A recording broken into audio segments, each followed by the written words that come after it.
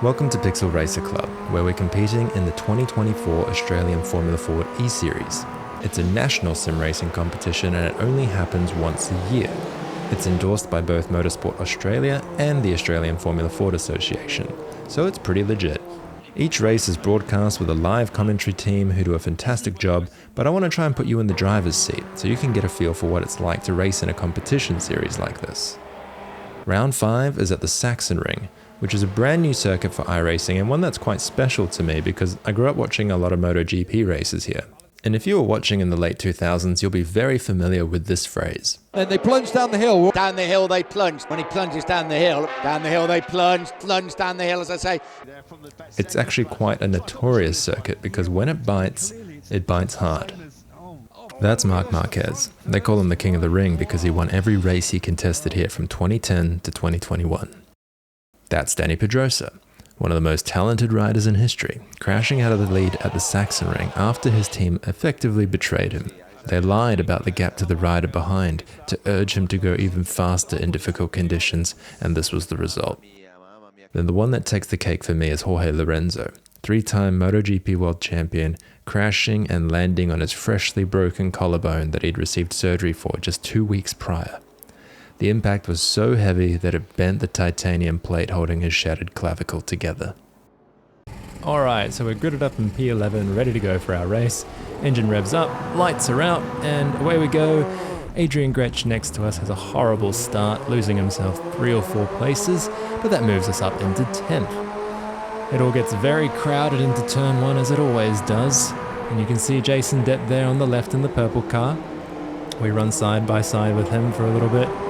And then we have this big moment into turn 2, slide to the rear, but we manage to catch it, and then that gives Depp a bit of an upper hand. He holds the outside of the corner, maintains better momentum here, and comes swinging past us on the exit.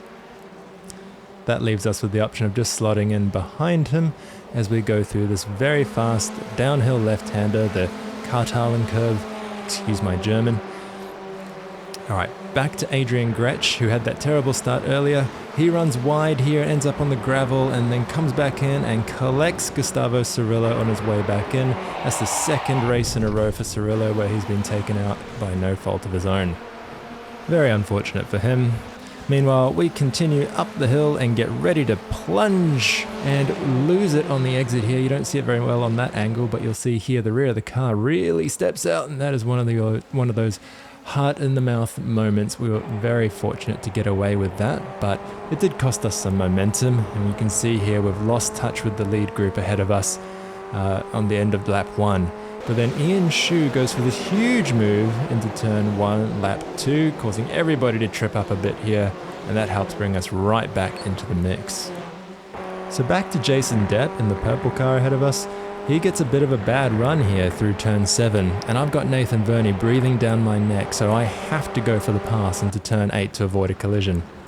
But Depp is choosing to fight to the death over this place, and it gets very awkward for a moment, but we all find our spot again. It's clear that Verney behind is eager to get past. He's been putting pressure on me, but then runs super hot into turn 12 and almost collects us. You can see just how much ground Verney makes up on me here in the turn 12 braking zone. What starts at 4 or 5 car lengths effectively evaporates in an instant under the brakes as he closes that gap right up. Then on the next lap, Verney pushes too hard into turn 3 and loses it. That comes as a huge relief for me because he was really piling on the pressure there for a couple of laps. And unfortunately for Verney, he loses something like 9 places while he waits for a break in the traffic to rejoin the race. On the same corner on the very next lap, Timothy Harris falls victim to netcode with Ian Shu. That's where the sim thinks you've made contact with another car even when you haven't due to internet latency issues. It's a cruel way to crash, and Harris drops from 3rd to 16th, promoting us up to 9th in the process. But Harris fights back hard to recover. Maybe a little bit too hard. He's tapping Mark Bowman here at the Omega curve before smashing him out completely on lap 9 at the waterfall. See you later.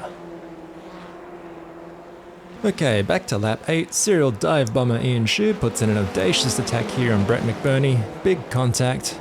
McBurney narrowly survives while Shu gets spun around and loses a whole bunch of positions there. including to us, which promotes us into 8th place. Then on lap 9, Ronald Long, who's there in the number 20 Valvoline car, decides to give 3 wide a go into turn 1, and inevitably takes out Ashley Kutschy there on the left, whilst effectively ending his own race while he's at it. Here's another angle of the same incident.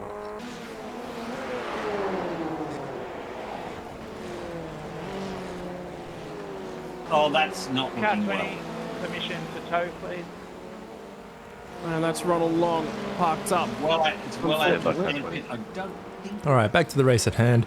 Things are heating up because by lap 10, our old nemesis Ross Hansen there in the red car has closed in on us, having scythed through the pack from the very back of the grid. You can see him there at the back of the picture, and by this point I can almost hear the Jaws music playing. Then on lap 11, Jason Depp in the purple car goes for a big old slide through the fast turn 8 there, and it loses all of his momentum, kind of coming to a crawl, and then we come sweeping through, and that promotes us up into 7th, at least temporarily. A lap and a half later, Hansen has closed that gap down to nothing as we pass through turn 1. Try as I might, I can't hold him off, and Hansen makes the move here between turn 9 and 10.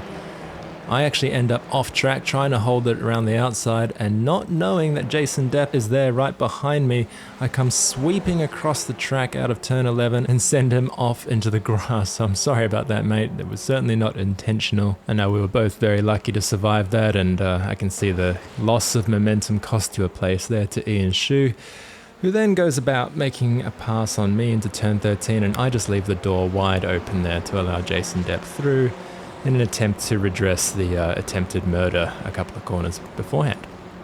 Alright, now we're watching on board here from Ian Shu's car as he does battle with Ross Hansen through turn 12. They're going side by side there. Ross is obviously eager to hold the momentum and try to make a move into turn 13, the final corner on the circuit, but just outbrakes himself here, leaves the door wide open for Depp and I to slip on through. But as you can see, only just, and I know there's not a lot of point in fighting Ross for this position right now, so I just move across and leave the inside wide open. He comes on through, and we just do our best to slot in behind him here and take advantage of the fact that it's often easier to follow somebody who's quicker than you than to try and push out front by yourself.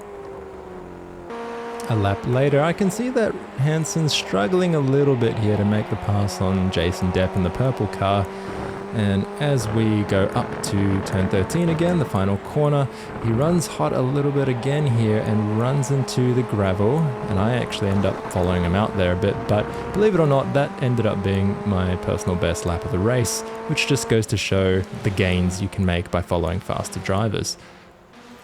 We almost go 3 wide into turn 1, but I think better of it, and Ross Hansen's in hot, collects Jason Depp there and goes for a huge tumble through the gravel.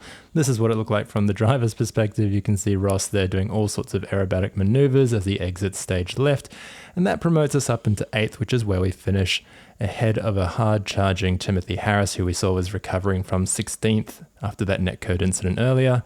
Kane Ryder won the race, beating Benjamin Roberts, who up until this point in the season was undefeated, so the beast is finally vanquished, and we all lived happily ever after.